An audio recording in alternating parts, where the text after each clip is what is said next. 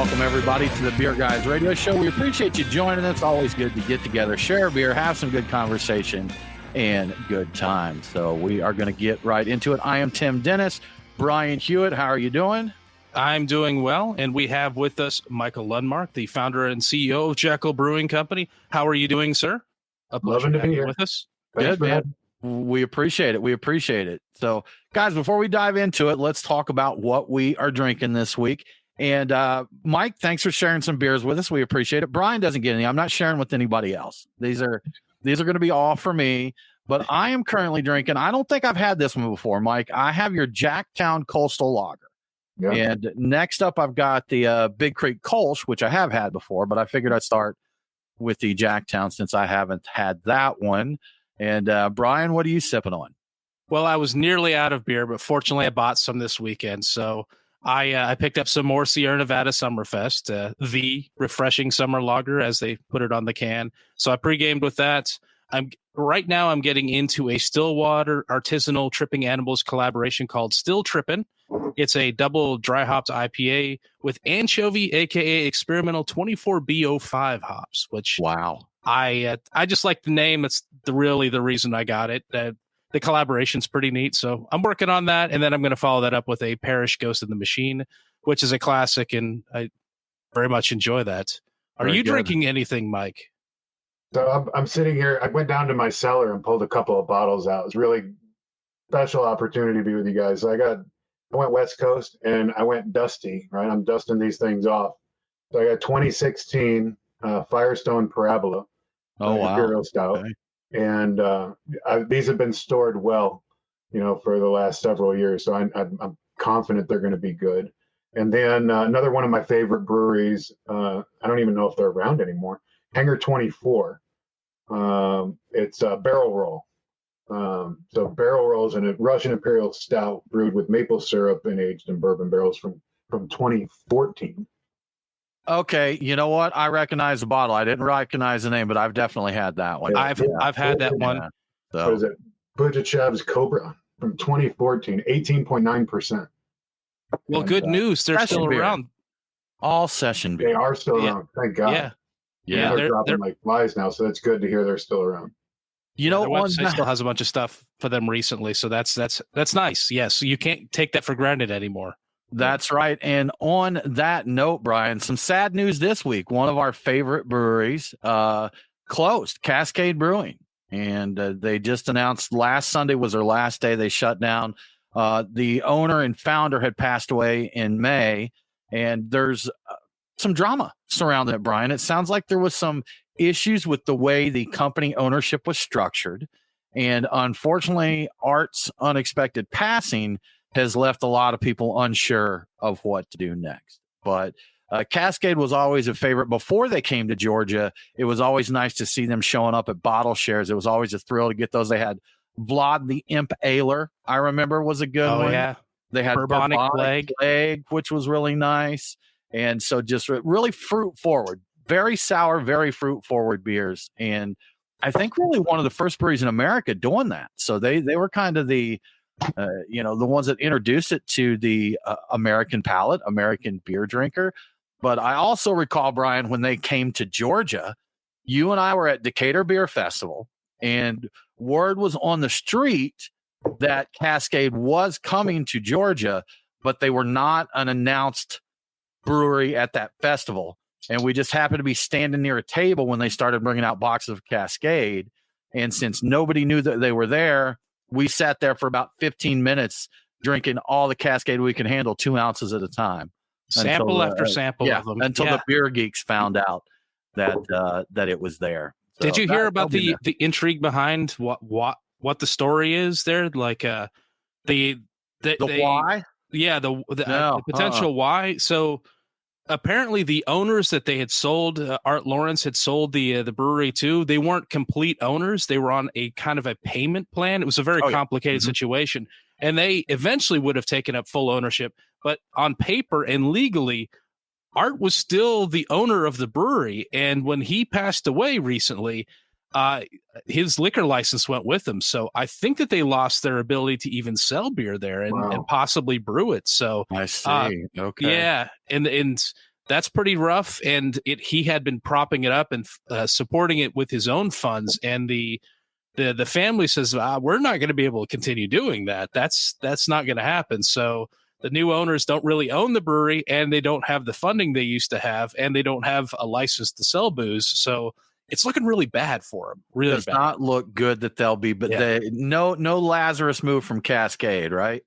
Gonna be tough. I mean, they need Hamdi Ulukaya to swoop in and save them. Take care of it. So one of the new group of owners was a gentleman named Ramey Mount, and I was just curious what their background was. So I did some Google searching. If you do a Google search for Ramey Mount, then the Google results that show up show him as co-owner of Cascade Brewing on LinkedIn. But if you click through to the LinkedIn profile, it now lists him as a manager. And I know that in one of the articles that I read, there's a few out there, of course, about Cascade closing.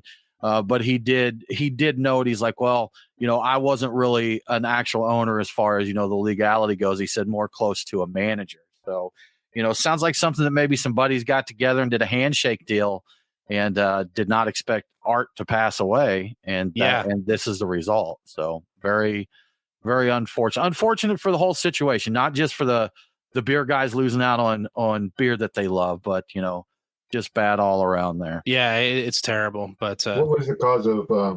Did he die unexpectedly, or was it? I saw an article that said it was unexpected. I knew he passed away, but to be honest, Mike, I'm not sure. Brian, do you know the details of that? I don't think I saw anything about what actually caused the death. I don't think nobody expected it very clearly. So I think it was my heart goes out to his family. I mean, beer is an unfortunate side effect of it, right? But talking about that whole thing, right? You got this poor gentleman here who's got some loved ones behind him somewhere that are grieving. So good reason to have another good sip for him, right? Absolutely. Yeah, we talk about the beer aspect of it, but there's a much more important piece to this than the fact that, we're not going to see any fruited sours from them anymore. So, definitely wish the best for the family there. And sounds like they have some additional challenges, figuring all of this out, on top of losing a loved one. So I hope that they can get all that taken care of for sure. Yes. Mike, talking about sours just don't seem as cool these days as they were, say, 5, 10 years ago or what have you. And I actually saw in in an article today, they're talking about, I'm not going to say this right. Is it Ono beer or Ona beer? Do you know what that is, Mike? I don't. Eno beer? It's OENO something. It's a grape. It's a beer wine hybrid, I believe. Yeah. Or Italian grape ales or something along those lines. But I think it's Eno, pronounced Eno. Eno beer. Okay. But they were talking about apparently more breweries are doing these now. And they said, the article said something about it's like when sour beers were more popular back in the 2000s to 2010s. And I'm like, 2000s, that was like, what are you saying back in? I'm like, oh, wait a minute. That was 20 something years ago now. Right. For the 2000s. But crazy. But looking at all these trends, Mike, I love sour beers. I love wild ales. We went out this weekend to shout out to Proper Hop in Roswell, Georgia. Brian and I sat there a while, drank some beers, and they had a decent bottle list. And we got a couple of Jester King beers. And one was, it had juice from the cherry wine that was really popular. They had that cherry wine at Shelton Brothers Fest when it came to Atlanta. But it had Frederick Stahl or something like that. Yeah. Frankenstall. Yeah. Yeah. But it was a wild ale with the Frederick Stahl cherry juice in it. It was just stellar. But those just aren't as hot as they used to be. And speaking of hot, Mike, I'm just doing so great with the segues this week. Another beer you don't see much of anymore is beers that utilize peppers. And we had a moment there where they did that. And I know you had one that was very popular. Pineapple habanero hop dang diggity. And is that one still an offering from Jekyll? It's our number 4 bestseller still. Okay. Yeah. 10 years later. I mean, it rocks. Yeah, it sure does. It's a great beer. And I you're probably aware of this, but that beer inspired Atlantucky, Nappy Roots, Atlantucky Brewing. Skinny DeVille was a big fan of. He loves the pepper beers. So they have a beer they call Habo Manganero, I think, Brian. Is that right? I always get the name a little, but of course, I think Mango habanero. Yeah. And we've been drinking that since they opened, and we just had it a couple weekends ago. Man, they've really dialed that in. That's a great beer, and I'm going to have one of those. Yeah, definitely inspired by Hop Dang Diggity there. He was a big fan of that beer. So I love hearing, I'll go down rabbit hole, so stop me if I'm we going can too do the far. same. No problem. Sure. I love watching the Georgia beer scene, how it came up, and how it, some people call it incestuous. I don't think incestuous. I think it's collaborative, right? But watching that does sound better. So, watching the inspirations that twisted and tied and turned, and a good friend of mine that opened, well, just call names for names. Travis at Scofflaw. Okay. When he was designing Basement, he was doing it with Hop Dang in his hand. Right. And he loved that, and it was his go-to and one of his deals with that. But then watching, all the people that we moved, all the brewers that we've moved through our organization, and then where they've landed throughout, and now it's coming full circle. Now we're bringing some of those folks back into our house. Yeah. As some of the breweries aren't making it, and just watching the pieces of who came from where, and the collaborative nature. It's all coming full circle, and it's pretty cool to know that our brand had a big impact on so many of these other breweries with their brewers that they have. Yeah. Well, to add even more to the Jekyll Scofflaw tie, so good friend of mine lives just a block or two from me, Joe McIntyre.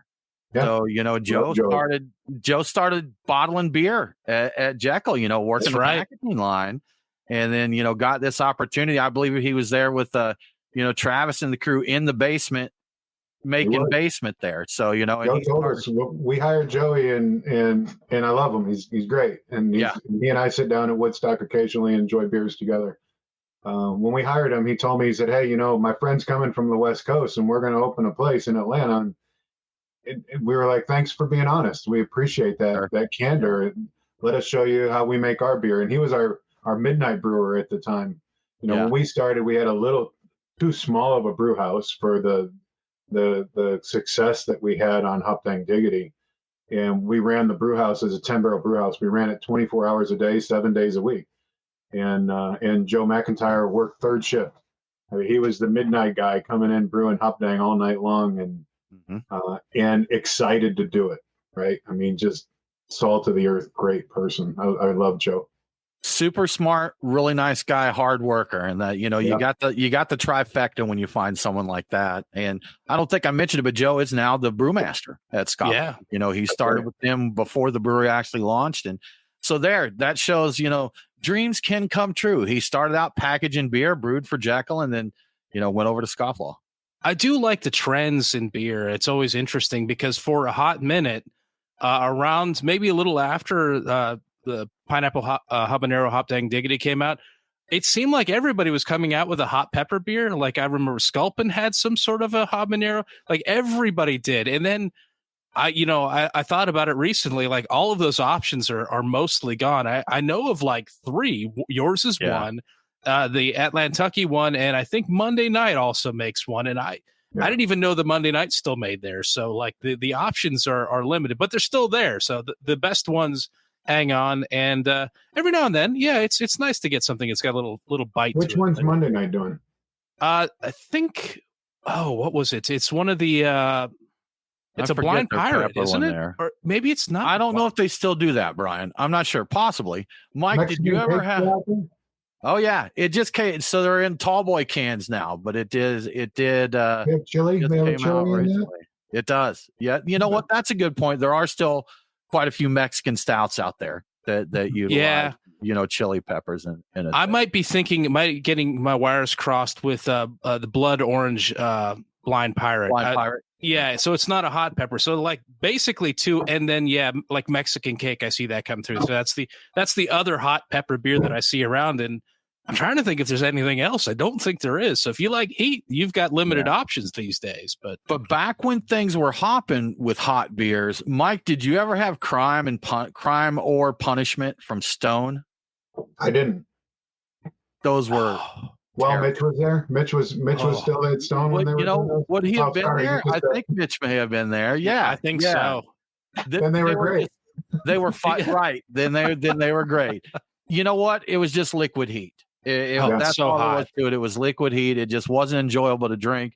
Maybe if you were making a pot of chili or something and wanted to add it to it, then that would be good. So, on the note of things being too hot, I saw a really crazy story this week. Denmark, country of Denmark, recalled some ramen noodles for being too hot. That it was too much there.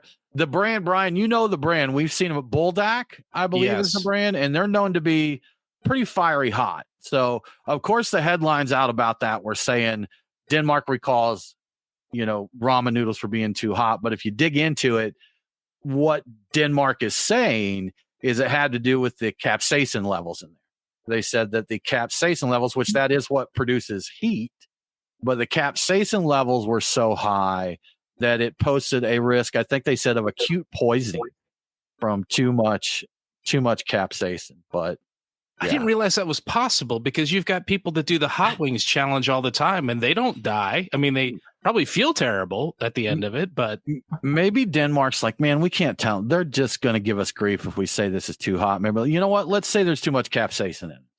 Let's just say it's too much. You know what? They're dangerous. They're dangerous. Exactly. They can't do it. So there are two levels of it, because I saw them available at World Market, and I'm like, oh, I love ramen. I like spicy. So I got the regular and I got the extra hot. I had the regular one and used, I think, half of the packet, and it was so hot. I'm like, I can barely eat this. And I'm like, I didn't even use the full satchel of spice in it. And I can't even imagine the full size one. That would just be incoherent pain. Basically, I would be, I would lose sight of everything. Pass out, Pat. Mike, how are you with heat? Do you like hot? I used to like hot, and I got on a health kick, and I backed off of it, honestly. Okay. I'm into the flavor side more than the, how much can I numb my innards. Yeah. Speaking of health kick, Mike, you've lost a lot of weight, man. You're looking really good. I know those listening to the podcast can't see the stream, but you have to trust me on this one, Easy. You're looking sharp over there, so hopefully feeling good as well. Yeah. I kicked 100 pounds. 100. I was going to say, quite a bit. Yeah. In less than a year, I got rid of 100 pounds, and I only lost 5 pounds of muscle in the process. That was my goal: maintain the muscle and get rid of the fat. Okay. Dang. Okay. That's impressive. I'm jealous. Hard to do as a beer maker, beer drinker too, right? There's a story that goes with it, and I have a public service announcement on it as well when the time's right. But when we opened our Woodstock location, Tim, I know you've been to our Woodstock location. Yeah, I don't know if you've been there or not. I have, yes. I mean, this location is fantastic, and the thing that's the most fantastic about it is the community of Woodstock. Like, if your listeners haven't been to Cherokee and checked out the scene in Cherokee, I mean, this is the place to be. If the banks didn't have my house tied up in Gwinnett, I'd be in Cherokee in a hot second. Yeah. It is such a great spot to be. And so anyhow, our landlord at our location in Woodstock, I met, and his family's one of the founding families of the town of Woodstock. His name's Smith Johnston. You'll find his name on some of the government buildings around town, and his family's been there since the beginning of time. Well, Smith retired as a medical officer for NASA for the last 30 years. He's been the personal doctor for the astronauts for the last 30 years. Wow. Okay. And he and I were talking about my health. I'm, 340 pounds sitting in front of him, talking about how these new Jekyll spots were going to open and all this business stress that's on my shoulders. And he says, you better take care of yourself in the process. And he turned me on to these biohackers in Orlando. He says, they're the best doctors in the world. They'll take today's technology and apply it to your health. Go see these guys. So I went to this place called Fountain Life in Orlando, and they made me get serious about my health. And it's not as hard as I thought it might be. Long story short, one of the things they do, they take the top 4 killers and they eliminate them out of your life. Cardiac disease, right? Heart disease. Cancer's number 2. And that's the one I want to talk about because you guys know, but maybe everyone else does. Sure. Yeah. Our business was doing great. We opened in started the business in 2012. We come to market in 2013. We don't even get to our second anniversary. Right before our second anniversary, I found out that my wife of 22 years has stage 4 colon cancer. And I have to turn my back from the beer world and focus on family for 3 years. She fights her tail off the best she can. And me and the 3 kids, we do everything we can to help her, but she dies in 2018. And then we take a couple of years to grieve. And then I try and get back into the beer mix here just before COVID smacks us in the face.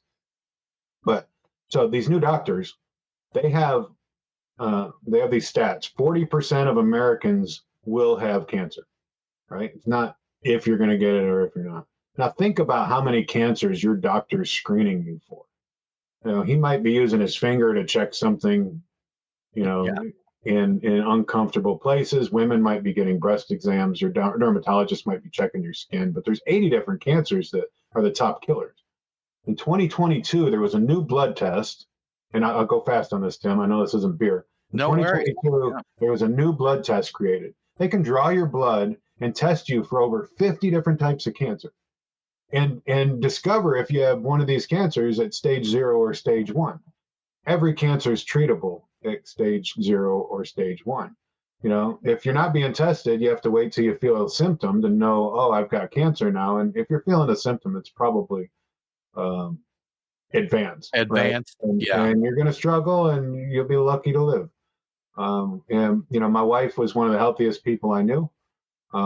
She worked out 5 days a week. She ate clean. She lived a healthy lifestyle. She wasn't going to the doctor because she felt good, and that was a mistake. And she purged because of it. So the moral of the story, 40% of Americans are going to get cancer. There's a blood test out there.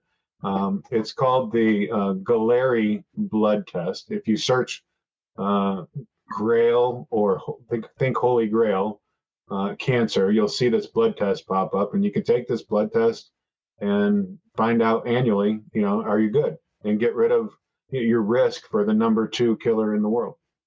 There's my public service announcement. There we go. If you're not getting screened, get screened. If you're not going to the doctor, go to the doctor. And Mike, I shared with you just before we got on the air, I've never been in peak physical condition. I'll leave it at that. I think that's the kindest way I can put it to myself. But because when I was younger, I was energetic and active and never felt anything, I didn't bother with the doctor because I had no need to, Yeah. And then as you get older, they're like, hey, your cholesterol's a little high. Hey, we need to watch your blood pressure and that. So, it will catch up with you. Age comes at you. So even if you're feeling good, even if you're healthy, go in and get your checkups, because anything could be You gotta go once a year. Mike, you actually do fundraising for cancer research through Jekyll, don't you? I think once a year you have a and it's on behalf of colon cancer, but really I'm trying to change my flag from colon cancer to health. Right. And because this 40% thing, it doesn't matter what type of cancer you have. If 40% of Americans are getting cancer, just assume you're going to get it, and do the right things to catch it before it happens. But we do a colon cancer fundraise every March. March is Colon Cancer Awareness Month. That's the cancer that Aaron died from. And we brew a beer. We brand it "What's Up Your Butt." That's right. Kind of put a smile on your face, make you ask why you calling it that, so that we can have that conversation. This is why I wanted to be a brewery. I wanted to be a brewery so we could sit around and have beers like we're having right now, and talk about important issues in the world and be a better human society as a result of our conversations, right? We all love to try beers. We all love to sit around and share our experiences with the different glasses and different styles we have. Yeah. What better community center, historically, a historic thing, you go to the pub and you solve your community issues or your social problems by talking. That is the historical function of a lot of these pubs, is people would get together, they'd work through issues that they were having in town. It wasn't necessarily health issues, but there are other issues you can talk through and come to the bottom of. And I know people politically, they've made plans that way, and artists have gotten together and made entire movements of art. And I think that happened in like the cafes more maybe in like Paris or something like that. But that happened in pubs too. The writers in Ireland get together in pubs, and it's like a lot They of talked about like historically America, revolutionary America, the public houses were the meeting places. Yeah. You know, the founding fathers were out there having they could drink too. Holy cow. Maybe they were having grog or cider or something like that. Maybe they were having an ale and that, but you know, they were getting together. And you know, one thing I think with that is, I won't say no one, but most people don't go to sit down and have a beer or have a drink with a chip on their shoulder. You know, it's a little bit of a diffusing environment there. Hey, you know what? Let's meet up for a beer, meet up for a drink, and talk this out. It's like, all right, yeah, okay, let's do this. We're not on a stage with a podium with lights on us and that. So, you know, little. That was my inspiration. That was totally 1,000% my inspiration in getting in this business. And it's funny how we evolve, right? Because our business has evolved, the industry's evolved, the landscape's evolved. But I've been able to hold true to that core value to what we're doing, and continue to create locations where where those good conversations can take place. You know, on that note, Mike, talking about the different locations, that was one thing I definitely wanted to speak with you about here is, as we talked about with Cascade and many others, breweries are closing quicker than we can keep up with. And no one seems to be immune from this. We're hearing some very big names that are closing their doors, you know, and popular beers. So that it's not necessarily, you can't always say, well, they were a nobody and they made mediocre beer, because that's not always the case with these. But in light of the recent closures in the industry and what's going on, Jekyll is continuing to expand. You know, your Woodstock location is fairly new. What have you been over here? About a year open over here now? Been a year and a half now. Okay. So, you know, Woodstock, I believe you have a location in Florida. Is it Jacksonville Beach? I opened 3 in the last 12 months, actually. Okay. Yeah. So how many locations total do you have now, Mike? Yeah. So we have a total of 5. Okay. I aspire to get to 10. All right. And we opened. We opened after we passed Senate Bill 63 or 85. 85. Yeah. Even on probably 85. Yeah, it's 85. Yeah. When we passed that, we did a proof of concept, right? And we pulled away from our tap room and we opened a restaurant version of our brewery in the new city center of Alpharetta. And it was a proof of concept for us. And what was really important to me individually was to create that town center, like we just talked about, right? A place where people can really take it out of the tap room. Let's get into right next to City Hall and create this place where people can have these conversations. The thing I didn't like about our business and in the beer industry, I didn't like that breweries were so reliant on food trucks, you know, and I'm really appreciative of the people that own and operate food trucks because they work really hard. But Mike, can I set a little so we've got about 40% of our listeners are Georgia and 60% outside. So for those that don't know Georgia's history with beer laws, until we passed that bill that Mike's mentioned with SB 85, a brewery could not serve food. It was not allowed. Yeah. So, and at that time we had 2 different types of brewery licenses in Georgia. One was a brewery, a production brewery, the other being a brew pub, and a brew pub was actually a retail license with a special permit to brew their own beer. The big limitation there is they have a very small barrel cap. So if you wanted to do distribution, you want to do things like that, you couldn't.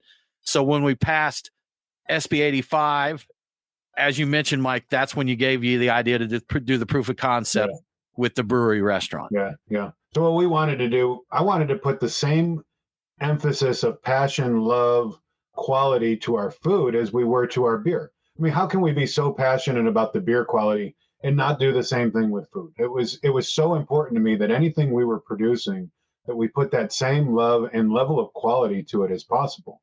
You know, when we started making beer, I brought in the very best brewer I could find at the time to partner with. At the time, it was Josh Rachel. And Josh is a great brewer, makes great products. And we were looking at what it was going to cost to make our beers. And he says, you know, the beers I make are going to be too expensive. And I said, it doesn't matter. It's the quality that matters. There's no cap on your cost. You make the beer that you need to make with the items, the best quality things you can make it. and I'll figure out, the rest of the business. And that was my same approach with our food.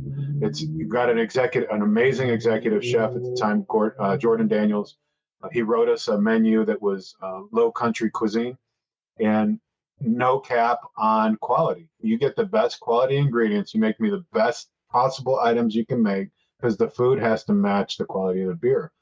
And that was the part of the beer industry that I didn't like. It was hard to go to a brewery and find the ones that put that level of love into their food, the same as they did their beer. I'm very thankful for a great friend of mine, Kerry Falcone at New Realm. They've definitely done that. Nick at Cherry Street, he definitely does that. So there's some that do it, and there's others that just want to stay in their beer bubble and let someone else do the food. But it was important to me that we did food as good as we did beer.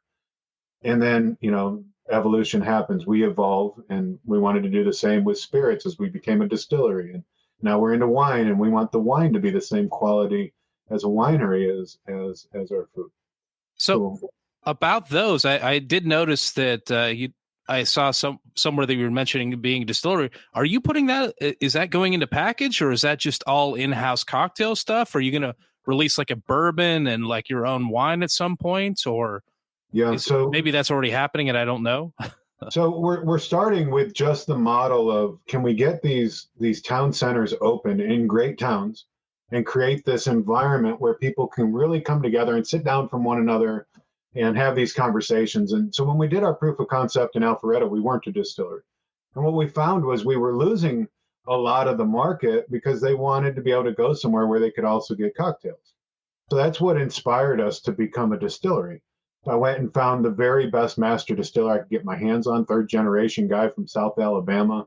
He learned from his granddad, learned from his dad, and brought him in so that I could it's take away all the excuses from the market, right? Give them the liquor with it.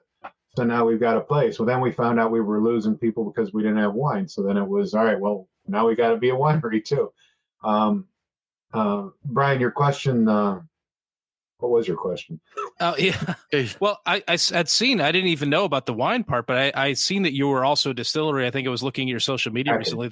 Did you know we're also a distillery? I'm like, no, I didn't actually know that. So and I'm like, do they have product out in distribution, or is this all in-house? So I knew you did cocktails. So step one is build the locations in those town centers to create the full experience for everybody. And then eventually we'll get to market. The economics of it right now is we have to keep it in-house. Right? Okay. Given the way distribution's set up in this state and in a lot of other states, for the economics for me to create my vision, which is that town center environment where people can have those conversations. So 5 locations, production facility in Alpharetta, our proof of concept in Alpharetta. Is that the original production at the original facility, Marconi Drive? Marconi's production, yeah. And then we went to City Center, Alpharetta, and did the first restaurant. 2 stories, Airstream bar on the top floor, first patio downtown Alpharetta to look over the town square. It was pretty cool. But we learned what we needed to know. And then I brought in, some great restaurant guys and had them look at my model and qualify it for me or not. What am I doing right? What am I doing wrong? Great guys from Atlanta that have been in the restaurant business forever, like George McCarroll, the founder of Longhorn, founder of Ted's Montana Grill. He owns Canoe down in Roswell on the river. Great restaurateurs to, hey, am I doing this food thing right? Because I want it to be perfect. Consulted with one of the original guys from Taco Mac. How fast can I want to get 10 of these spots in great towns so that we can make an impact in these communities. He says you can probably open 7 a year. I was like, yeah, I don't know. So I tried 3, and 3 about killed me. So we opened 3 then. We did Woodstock. We did Jacksonville Beach, Florida, which I'll get to later why. Florida's an amazing place to bring this model. So Woodstock on Main Street, Jackson Beach, Florida. We're right on the beach. Our 2nd-story patio looks over the water. It's beautiful, brand new building. And then Gainesville, Georgia. and I intend to do 4 more in Florida, 2 in the Orlando market. The one that gets me the most excited right now is St. Petersburg. Have you guys been to St. Petersburg to see the beer scene there? I don't think I have. We have. We've been down, we went down for Hunapoo's Day. So Tampa, Clearwater, St. Pete, all in that area. Oh, that's So, right. Yeah, of course. If you get down to St. Pete on Central Avenue, I think there's 20 breweries in a 1 mile area. Yeah. Oh, wow. I mean, it's incredible. And to me, it feels like Athens, right? When you get on Central Avenue in St. Petersburg, it feels like that Athens vibe. But you can be at the beach in, 2 minutes. Can't do that in Athens, obviously. That sounds like the Florida locations sound like a very carefully thought out way to say, or like Asheville, your beach maybe. trips are vacation. Oh, this is business. You're just sitting on the. Oh no, I've got a location here. That's right. Yeah. Right. I didn't realize it was Clearwater that Beach. I didn't realize it was that solid. I mean, I've been down there the one time for Hunapoo Day, and I think that was it. And what did we do? We did a few things. I knew there was good stuff down there. We went to Cycle. We went to Cycle Brewing. Cycle. Oh God, the stouts at Cycle. Their barrel program is fantastic. Yeah. And I know their beer week is something that makes all the rest of us jealous. But I had no idea it was quite that. You're talking about that makes me think about Asheville and how people talk about how because of all the clustering of things, all the breweries there, and how that's such a big, such a great beer scene. I'm like, well, that makes sense that you'd want to put something down there. It really does. They've done really. They've got some breweries just focused on sours, some like Cycle just focused on stouts. What's the bigger one there? Is it Green Bench? Is Green Bench is down there? I'm not sure. They may be bigger than I realize there. Of course, you've got Cigar City, but that's, I think, unfortunately, a shell of its former self as well. So it's Green Bench. Green Bench has off the wall barrel program. Yeah, Monster City Brewing there. Yep. I think St. Pete Brewing is one of my favorites. Three Daughters. Okay. Mike Harding at Three Daughters. One of my favorite people. One of my favorite breweries. Do you know Cooney Brewing or Cooney or Cooney? Yeah. Cueni. Does that ring a bell? No. So we went when we were down for Hunapoo's Day one year. We tried to go to one brewery and it was packed out. It was just like I'm like, no, I'm not waiting 2 hours to get a beer. And so we were just driving away from that brewery and just happened to see in kind of a tiny shopping center this place called Cooney Brewing. And we're like, what the heck? They don't look too busy. Let's just drop in. And it was a little quaint place. The owner was there. He's like, yep, I do all our brewing. I do this and that. We're just this little shop. Yeah. And I think they were right on some kind of walkway to the beach. So like their back patio. Yeah. Okay. Their back patio was like half pea gravel and then people walking to the beach. I'm like, man, what a location right there on the path to get to the beach there. So, but we had a good time. I love finding those little hole in the wall places like that. Was that the place that had the flight board that was like 6 feet every beer they had? Yeah. Just like everything. That was, and I've checked recently. They're still open in there. And I even wore the t-shirt I bought there not too long ago. I'm a little bit bigger, so it's a little tight, but I love their logo. So it's not fitted. It's very fitted. Yes. The sugar skull monkey with the earring in it. I'm looking at it now, and they've got that flight board, the shape of Florida cut out. Yeah. The one we had was like a half moon thing that was seriously like I don't know, were there probably 15 beers on there, Brian? Something like that. It was massive. It was, but it was a good time. It was a good time down there. You know what? Another thing, talking about you're talking about your spirits and your wine and your beer in there and that. So you had Jekyll Coffee Lab. Are you still doing coffee as well? Yeah, we are, and we're keeping it in-house. Okay, gotcha. I had to be a realist at some point between, juggling the business and then I got into coffee before SB 85 passed. Uh-huh. Right. So it was before spirits. It was before we got into food. We were making some coffee beers. We started with one of our imperial stouts, and then we had coffee Cooter Brown, and just trying to be a more responsible business owner, looking at the cost of what we were spending on coffee. And I used to have a little drum roaster at my house, right? So I was always a coffee geek and roasting my own green beans at home through this little drum roaster, and thought, geez, I could buy a commercial roaster for the difference of what I'm paying for coffee right now to put it in our beers, because we're making 100 barrels of coffee beer at a time. Right. And looked at the math on it, and it made sense. And I found a roaster on eBay and found a great coffee supplier out of Costa Rica. So we import sustainably produced and harvested green coffee beans from Costa Rica. We roast them in-house, and then we distribute them to our own group of locations, for the Jekyll Coffee Lab. But long story short, I wanted to go far and wide with that, where I wanted Cisco and US Foods to pick up our coffee and really make a big deal out of it. I had to pick a lane.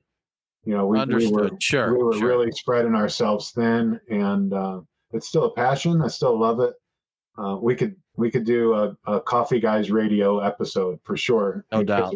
Yeah. So much good coffee out there. I really want to roast my own green coffee beans. It's something I would like to do. I understand it smells terrible if you do it at home, and it takes forever for the smell to go away. But I've also heard that there's nothing. I know that I've had like really, really freshly roasted coffee. I know how good it is, but just roasting it yourself to your specific specifications, I can't imagine how good that's going to be. And being able to do it small amounts at a time, so you've constantly got super, super fresh coffee. That would be amazing. Like, Ryan, it's just like roasting a marshmallow, actually.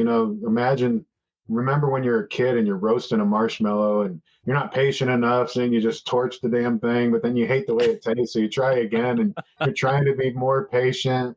And coffee's really very similar. You use your eyes for color. You use your nose. That smell is very important for where you are in the roasting process. But most importantly, you use time, data collection, cupping and tasting and trying again and going again and again and again. But it's interesting because when I bought our roaster and I brought it over to our production facility, I didn't want to mess with the fire marshal with me putting a coffee roaster in our building. One of the things I learned as I opened our brewery was how expensive, it is to do different things, and the fire department wants to check everything. So we brought in our coffee roaster, and we didn't want it to be inside because then we'd have to do permitting and fire marshal and all this crap. So we put it on a pallet, bolted it down, and converted the natural gas to propane. Right, this is what brewers do, right? We audible, and we put it on our dock. And when I roast, I go over there and I get our forklift out, and I go up to the outside of the dock, and I grab our coffee roaster and I put it outside, so that I don't have to worry about permitting and fire safety and all the other.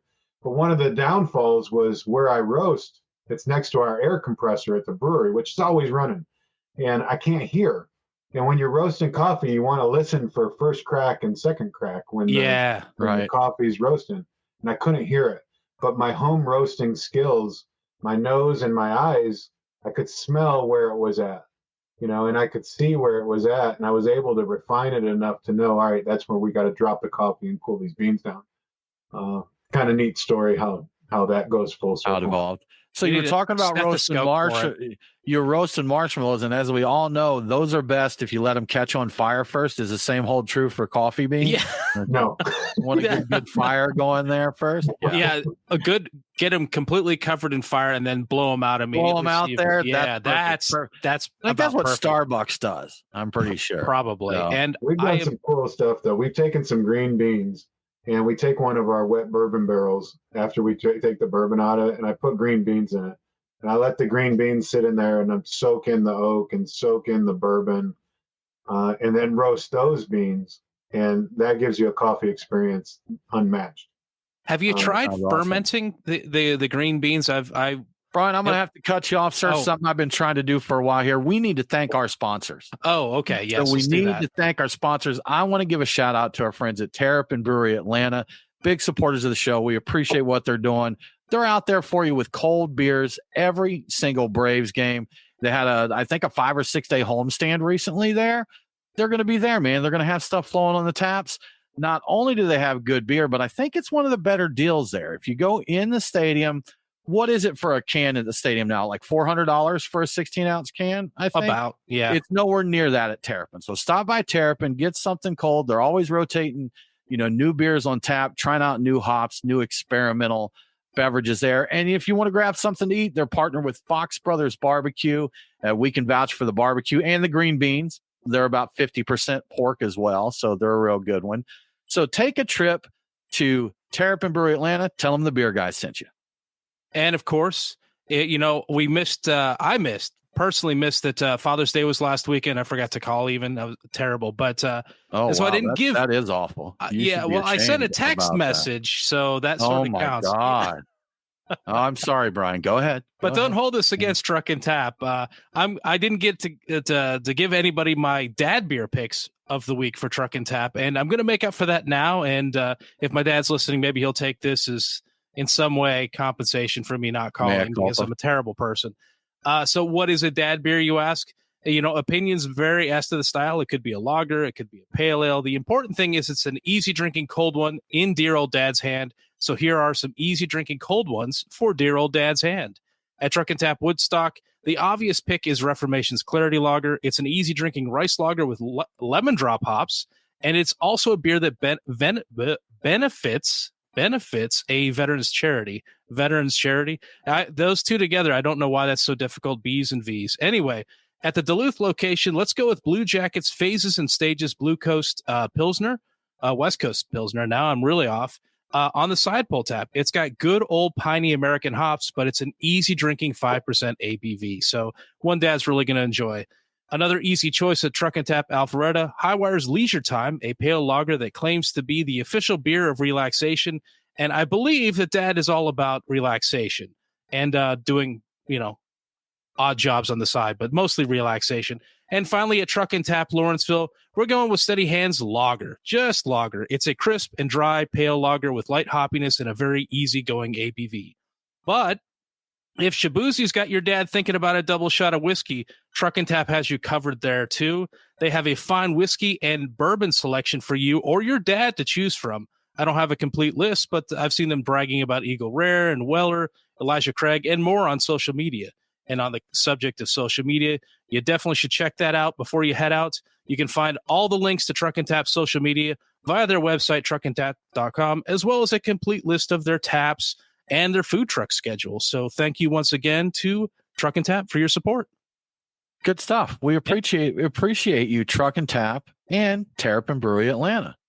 My tongue tiedness is catching on. Yeah. I can see that. Yeah. Good people. One of your neighbors down there in beautiful downtown Woodstock. Woodstock and Alpharetta. Let me tell the guys at Truck and Tap are amazing. I'm so happy for what they've done and what they've created in the market. Their tap list is always top notch. I'm a huge fan of them. I really am. They're good people. They're good people over there. They're good people. The food model is different than mine. It's not my business. They do their food model. That's good. But they provide an opportunity for the public to get smart on good product and good beer. And you mentioned the bourbon. They actually have a great rum bar in Alpharetta. I was just about to ask. Yes. It's a patio, and I know you're all about patios at your location. So that I take it you've been there then. I've been to all of the Truck and Taps. They're a favorite of mine. They're a go-to for sure. There's certain retailers out there that have really embraced our craft community, and Truck and Tap's a leader in that. And I'm really happy that they've done that. Yeah, very good. Yeah. I met Zach when he was as part of a homebrew club over here in Woodstock, actually. And, he's like, hey guys, I'm a homebrewer. I'm about to open up a growler shop. This is back when growler shops were cool, all the rage there. Yeah. So, he up at Barrel and Barley. He opened Barrel and Barley in Woodstock. Yeah. And, that moved and then closed just because, growler shops just lost their appeal quickly. That was a flash in the pan. That was like a year or two where they had their day in the sun there. But, partnered up, started Truck and Tap, the first location here in Woodstock, and they've grown, 5 now, I think, counting taps at Feast. Yeah. Zach and Cliff. Cliff is great. Zach and Cliff, yeah. We hung out with them recently and did a show on hot beers. Like doing Glue Creek and stuff like that. So that was fun, man. Good shoving hot pokers into cold beers. Right. It's fun. It's good times. Mike, we were talking about kind of changes in beer, what's popular, spicy beers, wild beers, crazy beers. You've talked about how you did like your proof of concept for the restaurant and that, but how has your approach to beer and brewing changed since Jekyll's opened up? So I had to figure out how was I going to open up all these town center situations, right, and keep people intrigued and interested in beer. And part of my mission that I haven't mentioned here yet is still to create the largest R&D brewery in the Southeast. So in all of these locations I'm opening, I'm putting an R&D brewery in it, right? It's a 5 or a 10 barrel system, and then a brewer with that. And when I hire our R&D brewers, the job's really easy.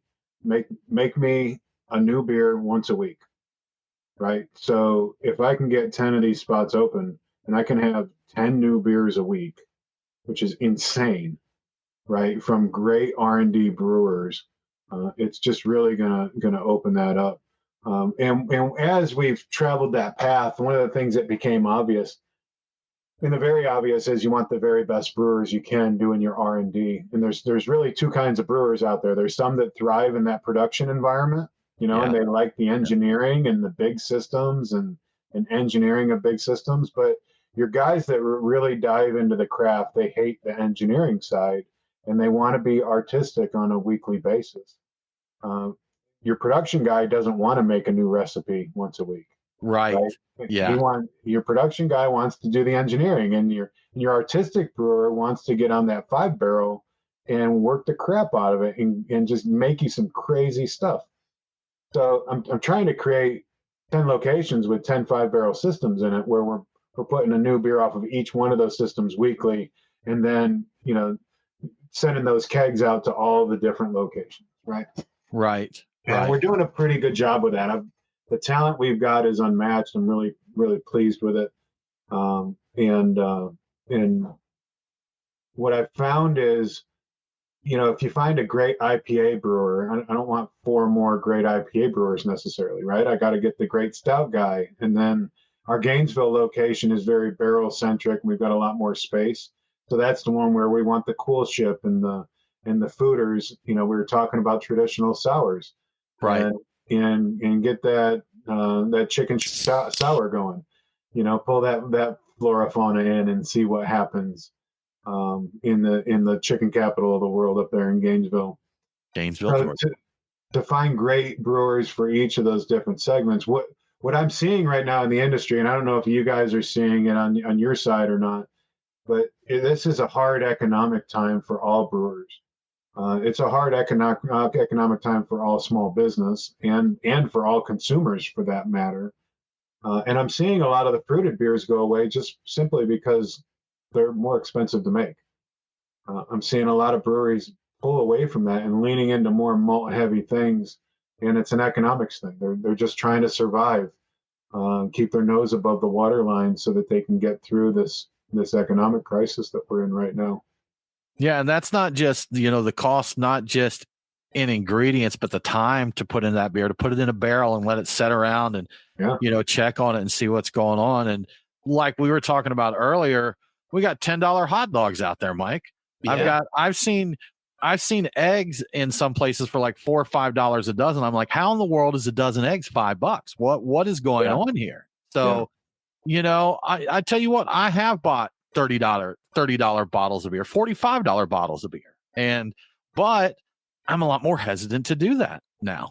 Yeah. Is Utopia still being sold?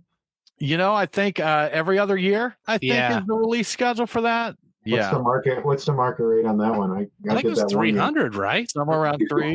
Yeah. So I did. What's funny is that's American market prices, because a few years ago, not the last time, but I had a buddy in Canada that messaged me, and he's like, "Hey man, they've got Utopias at, I think they're government run shops there, state run."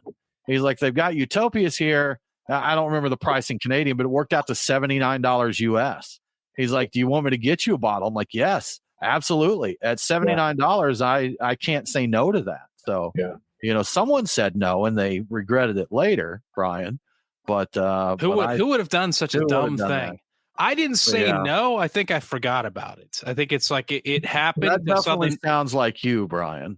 Yeah, I think that's more of a case if I wasn't on the ball and I paid for it and have regretted it since. Like I would have probably consumed it all by now, but I would have had it along the way. Let's talk about that one for a minute. Utopias, you make that type of investment in that beer or even the $45 bottle. You're not going to sit at home watching Monday Night Football drinking that bottle by yourself, right? You want to share that with 5 of your friends and have some great conversations, right? I mean, that's the beer community right there that I love. And that's why I was so excited to be on your show, because I get to do that here, right? Open some, right? Yeah, COVID really hurt that, Mike, because we used to get together all the time. I mean, my cellar's definitely getting dusty because we just don't have as many opportunities to get together. And to be honest, we've tried a few times. People seem a lot more, I don't want to say unreliable. Maybe hesitant's the right word, but it's harder to get people together for that kind of thing now as well. So, Agreed. Not only do you need somebody there because, like you said, I love Black Tuesday, Breweries Black Tuesday, and that's another one. You're 19%. I think they've got up to 21% depending on the year. But that's a 750 of a 19% beer. It's not a Monday Night Football kind of beer, you know. So I have so many bottles like that they take up a lot of space, and I'm like, I really want to drink these. And when I bought them, many of them years ago, it was with the expectation bottle shares happen all the time. People are always around. I got to have something to bring to them. That's a good choice. And then it disappeared. And people did figure out other things to do with their time, and they don't get together to share beer anymore, which is sad. Really sad. Sad. It's like, it's rough on me because I have to look at these bottles every day. I'm like, I don't know when I'll ever get to drink you. I feel bad. You're lonely. You need some love. If Brian, our model is to get as many of those small batches done as possible, make them available. So there's always something new whenever you come into one of our spots you can try.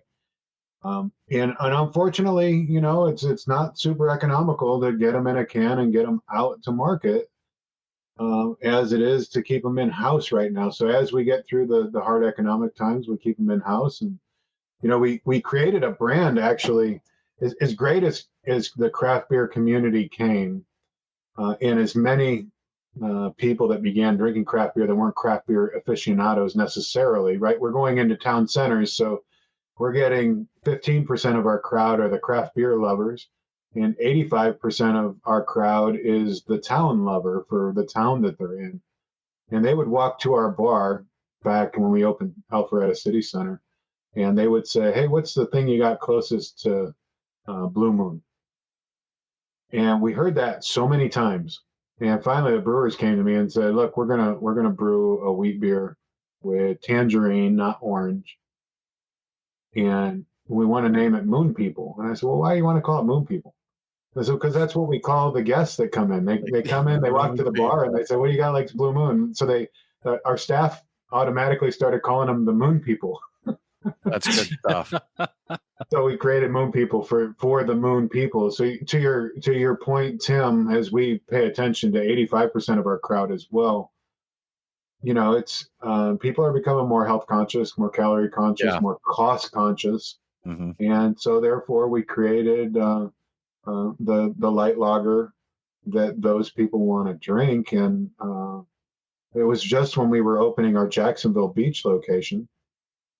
So we created Jacktown Coastal Lager. Yeah. Got a little Jacktown can right here for those watching the live. Oh, I get it. Jacktown. Okay. Yeah. 4.2. Did that say 4.2, Mike? Yeah, it's a light one. 4.2. And we put a little amberjack fish on the top to go with it, right? To make it coastal. So funny story for anyone that hears it and wants to know. Naming beers is always fun, but it's a challenge too. You want it to be the right name. So we were building Jacksonville Beach location, and I'm driving between Atlanta and Jack's Beach quite a bit as we're doing that. And I'm listening to I listen to all types of music, and at that time I was listening to I'll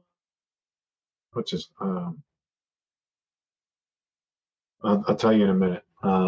Rap artist I'm listening to from Atlanta, and he's from Mississippi. He's from Jackson, Mississippi. And he called out Jacktown in one of his rap songs. And I'm listening to it, and I hear him say Jacktown, and I'm thinking, man, that'd be a great name for a beer in Jacksonville.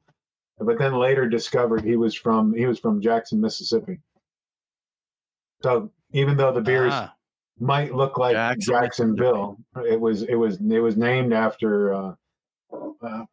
I'm brain farting. Sorry. Inspired by, right? Inspired by Jackson, beers. Mississippi. There, huh?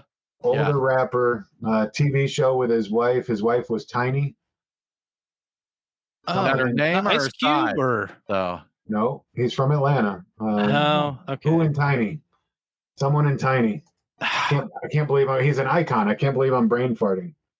I'm gonna have to see. I'm gonna have to. Where's Nate? You need to get better because we need someone to Google. T.I. So yeah, exactly. Oh, is it T.I.? I didn't know he was from Jackson, Mississippi. Okay. Oh, it's T.I. Okay. All right. Okay. T.I. What you know about T.I. T.I. and Tiny. So T.I. has a song where he calls out Jacktown, and I thought, man, what a great beer name that'd be. Okay. And so we kind of jacked the name from T.I. Jacked the name. So on that note, Jekyll Brewing, again, for those not in Georgia, is also an inspired by name because we have a Jekyll Island here. I think some people outside of Georgia know Jekyll Island, but has that caused confusion with people, or have people been like, "Oh, are you from Jekyll Island and such?" Yeah, so you guys get the exclusive scoop on here. It's all right. So Jekyll Brewing. My business plan version 1, we were Jekyll Island Brewing. Okay. And we changed it because I met with some of the guys from Jekyll Island about how I really wanted to use our brand to do some good philanthropy for them. And there were some personality conflicts that didn't work. So we went with Jekyll Brewing. Okay. And then it turned out there was a contract brewer in California who owned the intellectual property for Dr. Jekyll in the category of beer. And we had been operating for 2.5 years. If you didn't hear the beginning of this show, at year 2, my wife was diagnosed with late stage cancer. So I've got family crisis going on, and I get a letter from a lawyer, cease and desist the use of your brewery name, because this guy who contract brews 2 brands out in California is Dr. Jekyll, and he doesn't like that we're Jekyll Brewing. It's creating market confusion. And I called the guy. Just craft beer community. You get on the phone and you talk to each other and you work out your differences. And he's like, look, it's causing issues on Untapped. Untapped. Yeah. Creating market confusion. And at the time, Hopdang had taken off. Hopdang was the number 1 selling IPA in Georgia in 2014 and 2015. We were IPAs were pretty new in 2014 and 2015. Goose Island was the person we dethroned to be the top IPA in Georgia, which surprised me. I thought Waters IPA would have been it, but it was Goose Island. Huh. We dethroned them. We were later dethroned by the great guys over at Creature and Tropicaya, right? Yeah. Tropicaya took over, and Basement did a number on us as well. They're all. I'm happy for them, right? And great stuff. But we had to do a deal with the guy to change our brand and list it as inspired by rather than just Jekyll Brewing. Okay, gotcha. So we paid him a whole lot of money. The things of business that a lot of beer fans don't think about, right? I mean, it cost us hundreds of thousands of dollars because this guy was upset, and we sent him a check, and we changed our brand to show inspired by Jekyll Island across the top, and he bankrupted 3 months after we did the deal. Oh, take the money and run. If you had just held that a little while, you could have. Yeah, I know. I should have held out longer, right? But for those that don't know, Jekyll Island was the first location of a brewery in the Deep South back in the 1730s. Right. Tim, I think you know the story, and the story takes a long time to tell, but Georgia was founded, and the right-hand man of James Oglethorpe was Major William Horton. And Major William Horton was trying to please Oglethorpe and King George II and keep the settlers of Georgia on track with what they should be doing. When you got to Georgia as an original settler, they gave you 3 things. They gave you a deed to a tract of land, so you got free property. They gave you a bag of tools, so when you got there, you could build your shelter. And they gave you a barrel with 44 gallons of ale in it, so you could stay hydrated. Right, 1730s, Louis Pasteur had not discovered pasteurization. You didn't drink water because you got sick, but you could drink low ABV beer and be healthy, so you would stay hydrated with beer. On my shirt, even, there's a barrel symbol here with a 44 on it, right? That kind of represents the 44 gallons of ale that you got when you arrived on the shoreline.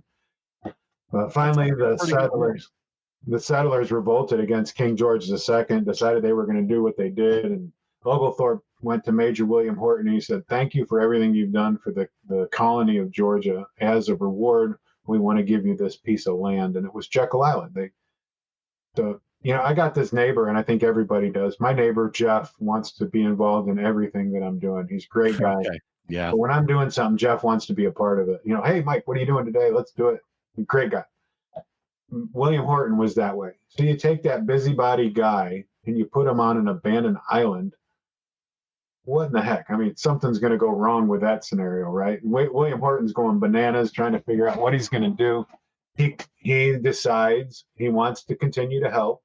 He knows Fort Frederica is right across the waterway, and they need beer to serve the masses, kind of in a waterworks kind of fashion. So he builds the first brewery of the Deep South on Jekyll Island so that he can send beer to Fort Frederica. And what's the history of beer in the Deep South? It was originated on Jekyll Island. Very cool. Jekyll, Georgia. Very good cool stuff, indeed. man. Give them 44 gallons. Mike, we are going to have to wrap up with that story, but we want to let folks know where to go if they want to find out more about Jekyll Brewing. JekyllBrewing.com. Visit one of our locations in Woodstock, Georgia, Gainesville, Georgia, Alpharetta, Georgia. Or if you like the ocean, come to Jacksonville Beach. You won't be disappointed. And keep your eyes on Orlando and Clearwater, right? Orlando and Clearwater. 2 and 2. We'll have 4 more. Kissimmee, Winter Park, Tampa, and St. Petersburg. St. Petersburg, for anybody, whether Jekyll's there or not, you guys got to check out the scene. Those are my friends at St. Pete Brewing. They're great. Good stuff. Mike, thanks so much for joining us. We appreciate it. I appreciate you guys. Thanks for doing what you do. Sure thing, man. Thank you. Y'all, thanks for joining us for the show this week. We hope you have enjoyed. You know what? You got to learn something, not just beer. We're talking health advice, staying away from noodles that are too hot. You get a lot when you listen to Beer Guys Radio. History of beer. Yeah. Yes, man. The history of beer. So we hope you all have a good week, have a good time, and don't forget to drink local. Cheers.